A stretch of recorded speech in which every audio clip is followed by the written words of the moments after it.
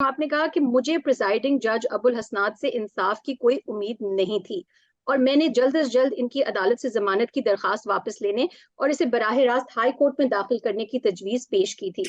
कुछ अक्लमंदों ने इसकी मुखालफत की थी, जिसकी वजह से खान साहब को 18 दिन ज्यादा जो है वो खर्च करने पड़े हैं।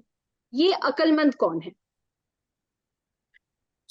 देखिए, खान साहब की जो लीगल टीम है, इसमें जो वकला साहिबान हैं, उनको केसेस तफवीज़ हुए हैं। और वकला में इस तरह होता है कि जो केस जिसको तफवीज़ हो जाता है वो फिर अपने केस में किसी दूसरे की मुदाखलत को पसंद नहीं करता है। ये हमारे लीगल प्रोफेशन के एथिक्स भी कुछ इस तरह हैं। तो हम ऑर्डिनरीली एक दूसरे के मामलात में मुदाखलत नहीं करते हैं, अलबत्ता एक दूसरे को सपोर्ट करते हैं, लेकिन पॉलिसी या स्ट्रेटजी लीड लायर की होती है।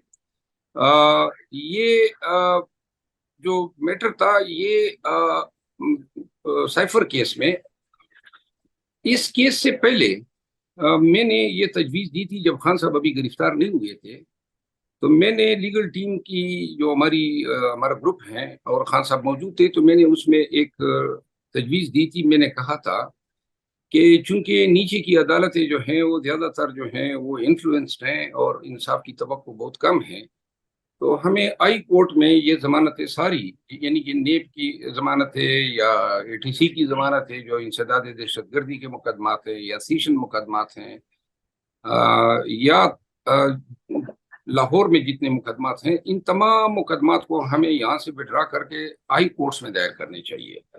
क्योंकि रिस्क था इन जज साहिबान के सामने केसेस अर्गू करने का। तो उस वक्त जब मैंने ये तजवीज़ उठाई, तो उस तजवीज़ पे कुछ वकला साहिबान जो थे, उनका उज़र ये था कि जी हाई कोर्ट कंकरेंट जुरिस्डिक्शन में बेल डायरेक्ट एंटरटेन नहीं करेंगे।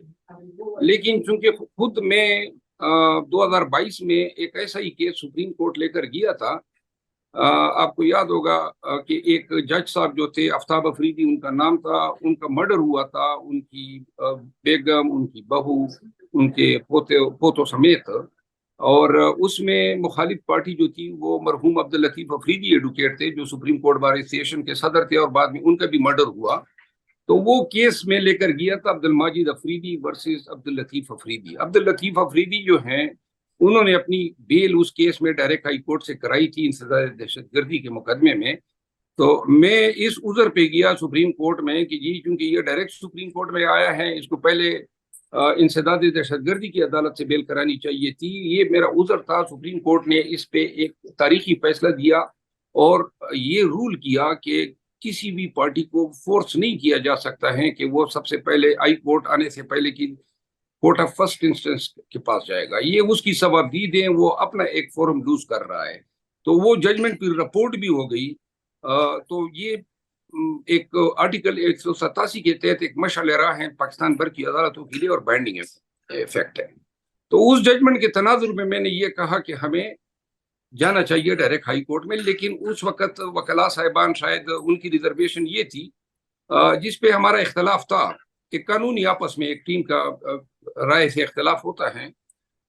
तो ये बात मैं हर वक्त करता रहता था। ये जब साइफर केस आया और बेल जब दायर हो गई और जज साहब छुट्टी पर चले गए, तो उस वक्त मैंने ये तजवीज़ दी थी कि जी हमें इस केस को विड्रा करके हाई कोर्ट में जाना चाहिए, क्योंकि ये जज साहब जिस अंदाज में छुट्टी पे गए हैं, 3 अयाम में उन्होंने बेल का फैसला करना था। उन्होंने 18 अयाम ज़ाये किए और बेल भी खारिज कर दी। खारिज ही करनी थी तो 3 अयाम के अंदर खारिज कर देता, यानी उसका टास्क ये भी था कि इसको लंबा भी करना है।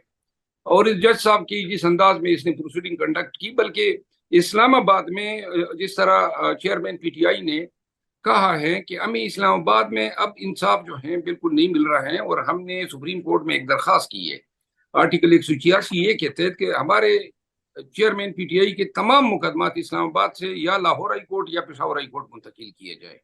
तो लिहाजा वो दरखास्त अभी जब उसमें तारीख लगेगी तो उस पर फिर सुनवाई होगी और पता चलेगा।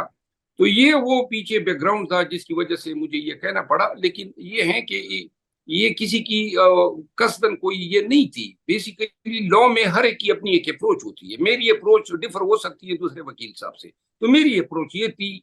और जो मुझसे इत्तेफाक नहीं कर रहे थे उनकी अप्रोच ये थी कि शायद हाई कोर्ट कहीं दोबारा ये ना कहें कि पहले उधर चले जाएं, तो उससे और तवालत होती। जी।